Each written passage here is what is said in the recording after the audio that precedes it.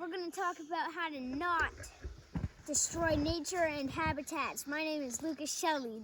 We are trying not to break twigs off of these because they can't move like us. They can't dodge, they can't move because they actually stay in the same spot because they don't have legs. So first rule, when you're bored, don't just destroy twigs, peel bark, stuff like that.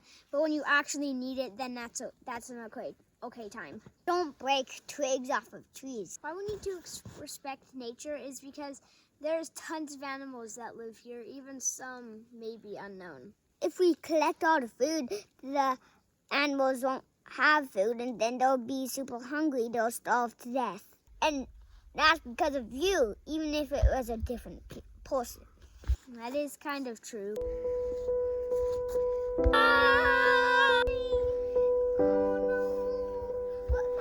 Whoever snapped this better be sorry. Yeah.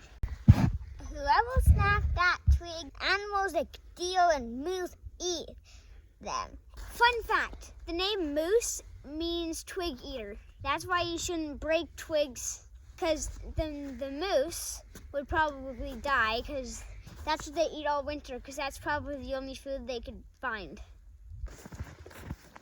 If you want to be outside tons of times and you barely know anything about life cycles and nature and stuff, then probably go to a library and learn about how nature works.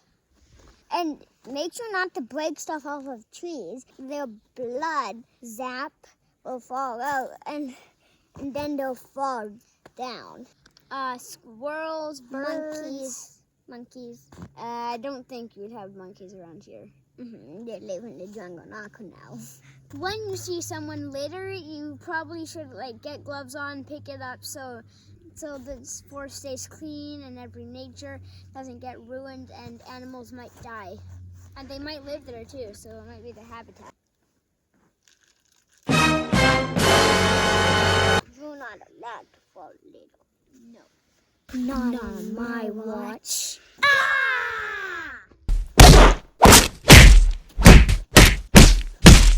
You want Bushcraft, then you gotta protect nature. Yeah! Why I like spending time outside is because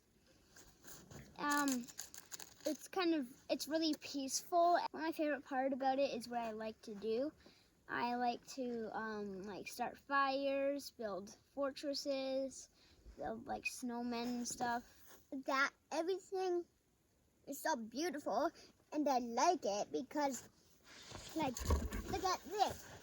It's beautiful. It has some of this on it. Trees have moss on it sometimes. Whoa! What?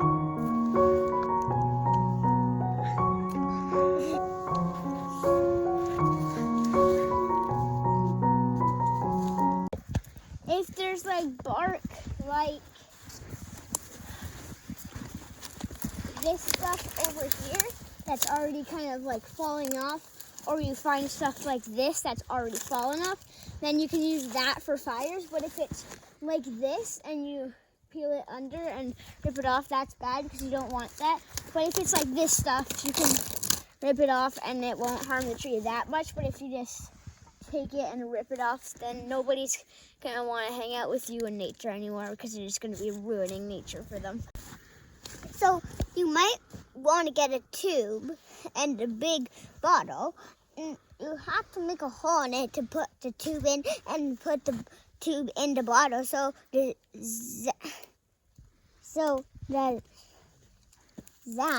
in this goes in the bucket so you can make maple syrup out of it.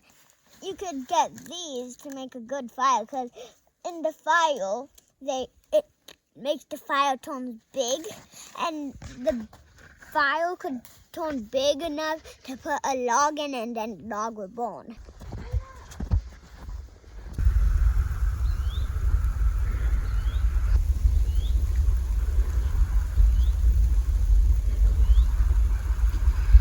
Hear that? That's nature. That's a woodpecker.